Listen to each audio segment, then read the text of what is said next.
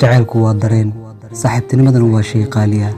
Adiga ma tihid jacaylkayga ee waxa ay tahay saaxiib. Jacaylka iyo hawadaba maahan wax la taaban karo, balse waa dareen gooni ah. Iga raali noqo, aniga kuma jecli, waayo waxa ay tahay saaxiib. Yaraanteena ilaa iyo hadda waxaad agtayda ka tahay saaxiib. Haddaad u fahantay qosolkeena iyo xasuusteena in ay tahay jacayl, qalad baad fahantay adiga. balse aniga kuma qabo dareen jacayl.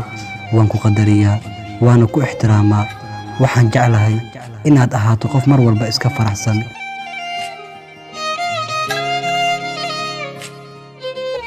ogow, saaxiibtinimada ayaa ka sareysa jacaylka. saaxiibtinimada waa qaali. waa macquul jacaylku inuu dhammaado, laakiinse saaxiibtinimada ma dhammaato. saaxiibada waa kuwa nafta isku hura, waa kuwa dhib iyo dheef wada qaybsada. adiga waxa ay tahay saaxiib ee aan dunida ka doortay. iga raali noqo, kuma dhihi karo waan ku jeclahay, balse waxaan ku dhihi karaa waxa ay tahay saaxiib igu qaaliya ee aan marnaba ilaabi doonin.